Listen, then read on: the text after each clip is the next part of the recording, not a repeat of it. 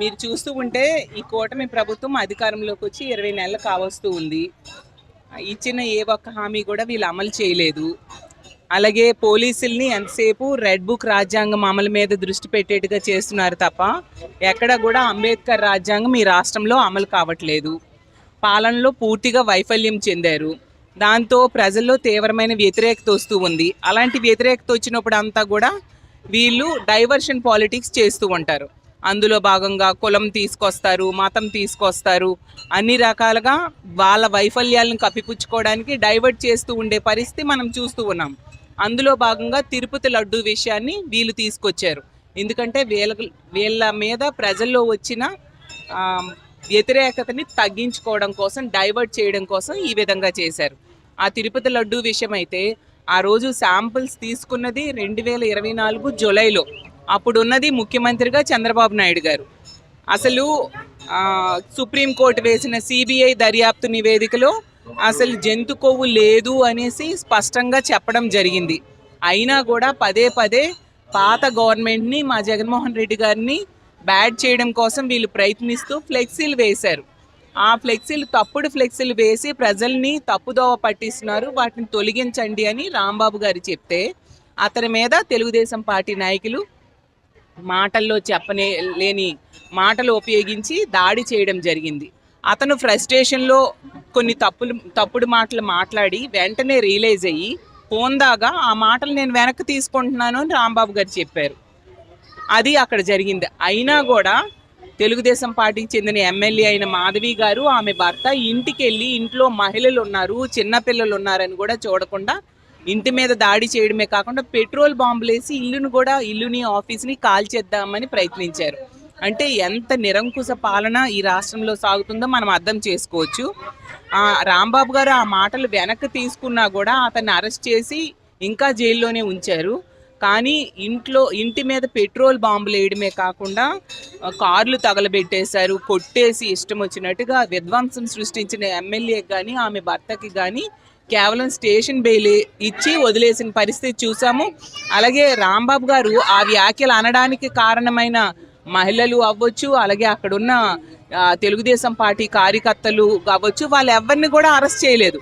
అంటే తెలుగుదేశం పార్టీ వాళ్ళు తప్పు చేసినా అది తప్పు కాదు ఈ రెడ్ బుక్ రాజ్యాంగంలో. అలాంటి రాక్షస పాలన ఈ రాష్ట్రంలో సాగుతూ ఉండే పరిస్థితి మనం చూస్తూ ఉన్నాము. కాబట్టి దీని మీద ఖచ్చితంగా ప్రజల సహకారంతో మేమందరం పోరాటం చేస్తాము. మా వైఎస్ఆర్ కాంగ్రెస్ పార్టీ నాయకులు కానీ కార్యకర్తలు కానీ ఎవరు కూడా ఇలాంటి బెదిరింపులకు భయపడే వ్యక్తులు కాదు. ఎందుకంటే మాకు అండగా జగనన్న ఉన్నారన్న ధైర్యంతో ప్రతి ఒక్కరం కూడా ప్రజల కోసం, ప్రజా సమస్యల మీద పోరాటం చేస్తాము, ప్రభుత్వాన్ని ప్రశ్నిస్తూనే ఉంటాము. అలాగే ఇప్పుడు ఈ రాష్ట్రంలో తీసుకుంటే ఎన్నో సమస్యలు ఇచ్చిన ఏ ఒక్క హామీ కూడా అమలు చేయలేదు. సూపర్ 6, సూపర్ 7 అన్నారు, ఏ ఒక్క హామీ కూడా అమలు చేయని పరిస్థితి మనం చూస్తూ ఉన్నాము.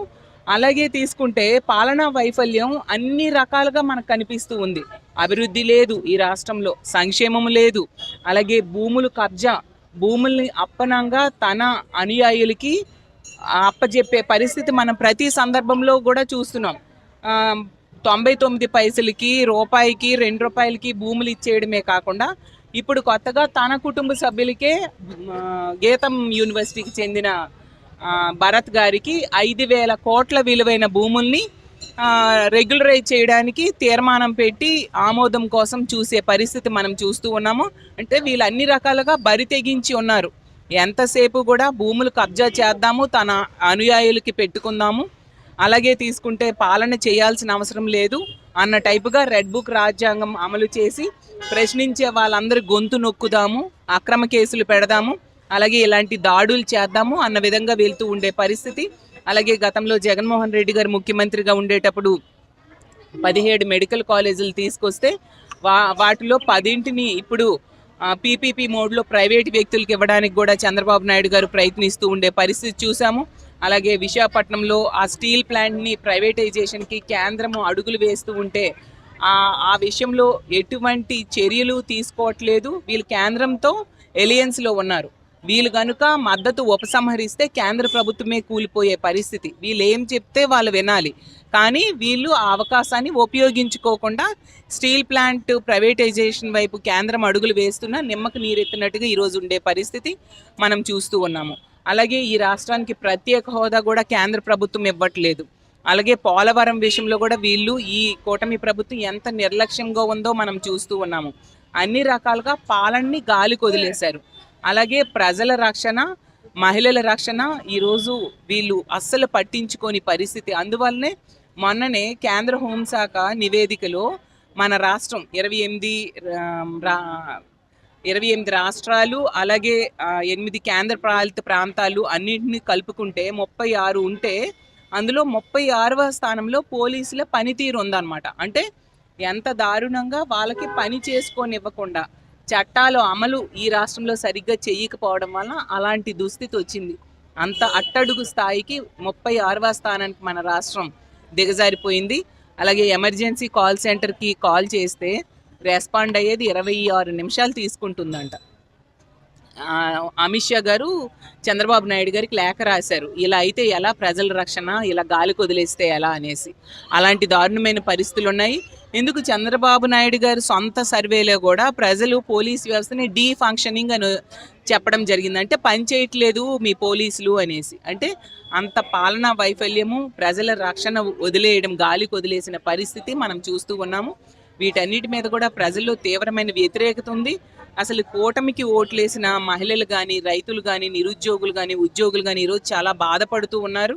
ఎందుకు ఇలాంటి ప్రభుత్వాన్ని తెచ్చుకున్నామా, ఆ రోజు ఎంతో చక్కగా పరిపాలించే జగనన్నను వదులుకొని ఇప్పుడు ఎలా అంటే ఫీల్ అవుతున్నారు వాళ్ళు ప్రజలందరూ కూడా, గుడిలో దేవుడిని వేలేసేసి మళ్ళీ దేవుడు కావాలి, దేవుడు రావాలని ప్రార్థనలు చేస్తున్నట్టుగా ఉంది మా పరిస్థితిని ఈరోజు బాధపడుతూ ఉండే పరిస్థితి. ఎప్పుడు ఎన్నికలు వచ్చినా ఖచ్చితంగా మళ్ళీ జగన్మోహన్ రెడ్డి గారిని ముఖ్యమంత్రి చేయడానికి, వైఎస్ఆర్ కాంగ్రెస్ పార్టీకి ఓట్లు వేయడానికి ప్రజలు ఈరోజు